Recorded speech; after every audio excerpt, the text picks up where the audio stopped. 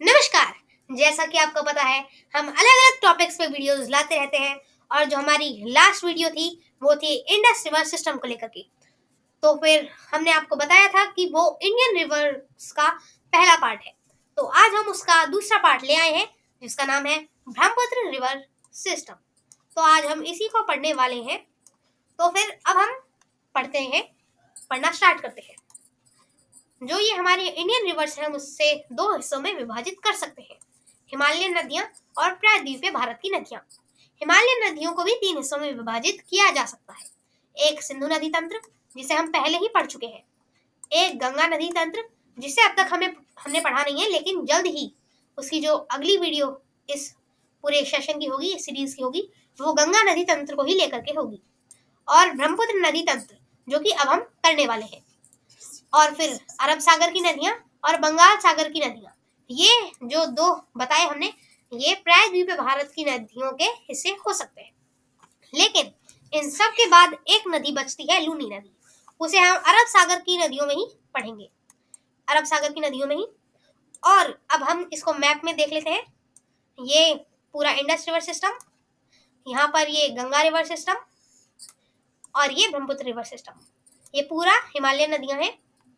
उसके बाद ये प्रायद्वीपीय भारत की नदियां हैं, जिनमें से ये ब्लू कलर में जो है वो हैं अरब सागर की नदियां और ये हैं बंगाल की खाड़ी की नदियां।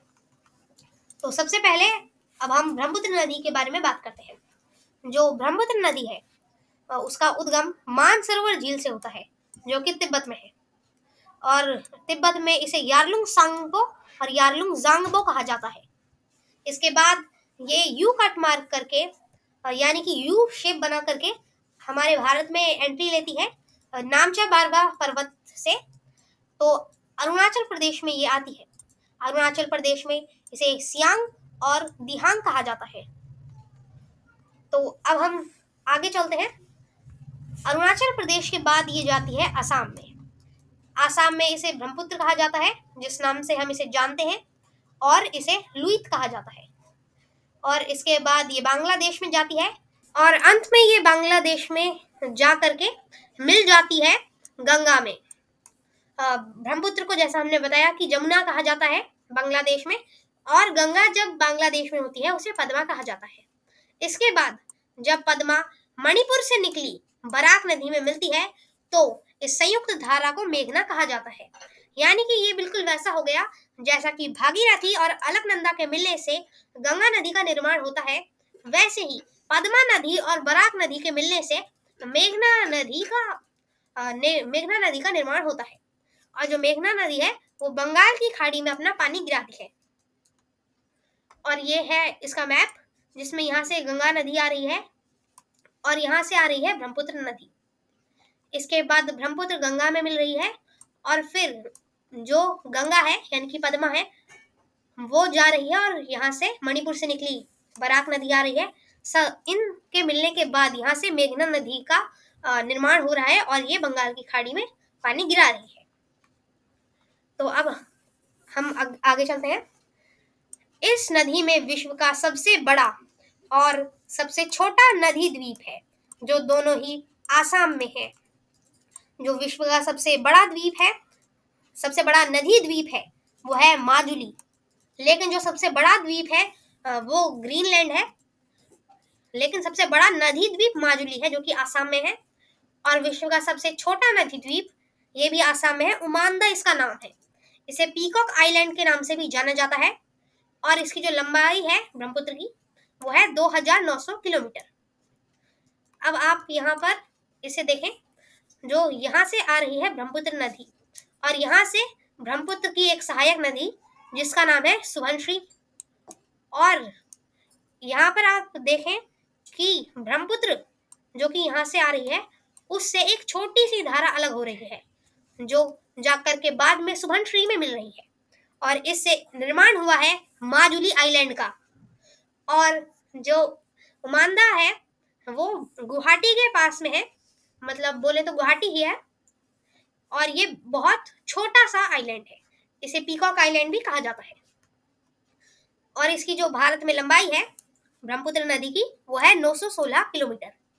और ये भारत के सिर्फ 2 राज्यों से बहती है, अरुणाचल प्रदेश और असम। अब यहाँ पर अब हम बात करते हैं सहायक नदियों की।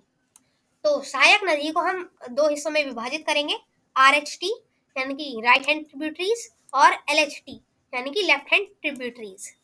तो फिर जो ब्लैक कलर से है वो है ब्रह्मपुत्र नदी, जिसे सियांग भी कहा जाता है, सियांग अरुणाचल प्रदेश में। तो फिर इसे ट्रिब्यूटरी ना समझें, ये ब्रह्मपुत्र का ही नाम है। और ग्रीन कलर में जो आपको दिख रही है वो RHT है, और ब्लू कलर में जो दिख रही है वो LHT है। बाकी यहाँ पर डिस्ट्रिक्ट भी दिखाए गए हैं, तो फिर उधर ना देखें, इससे कंफ्यूज ना होए कि वो भी कोई ट्रिब्यूटरी है। हम आपको बता देंगे कौन कौन सी ट्रिब्यूटरी है और कौन कौन सी नहीं। तो RHT की सबसे पहले बात करते हैं। इसमें ये तो एक है सुबनश्री, एक बरा नदी, एक मानस, संकोश और तीस्ता। और जो LHT है उसमें आती हैं कोपिली, कोलोंग, धनश्री, दिकोह, बाराली नारसी, लोहित और दिबांग। सुबनश्री ब्रह्मपुत्र की सबसे लंबी सहायक नदी है। और सुबनश्री के बारे में एक और पॉइंट है कि उसके और ब्रह्मपुत्र के संगम पर माजुली आइलैंड बना है। और जो लोहित नदी है उसे खूनी नदी भी कहा जाता है। तो आपके लिए क्वेश्चन है, कमेंट में इसका आंसर बताएं कि लोहित नदी को खूनी नदी क्यों कहा जाता है। इसके आगे दे रखा है लोहित के बारे में ही, भूपेन हजारिका पुल जो कि भारत का सबसे लंबा पुल है वो लोहित पर बना है। इसकी जो लंबाई है भूपेन हजारिका पुल की वो है 915 किलोमीटर। और ये सबसे लंबा भारत का पुल है जो कि अरुणाचल प्रदेश और आसाम को एक दूसरे से जोड़ता है। इससे बहुत आसान हो गया है अरुणाचल प्रदेश से आसाम जाना या आसाम से अरुणाचल प्रदेश जाना। तो अब अगर आपको इसमें कुछ समझ ना आया हो या फिर आप किसी चीज के बारे में डिटेल से जानना चाहते हो तो फिर बता दें, हम उसके बारे में अगर कुछ अच्छा टॉपिक हुआ जिसके बारे में ज्यादा पॉइंट्स है तो वीडियो, नहीं तो शॉर्ट्स जरूर ले आएंगे। और आप ये भी बताएं हम अगली वीडियो किस चीज की लाएं। धन्यवाद।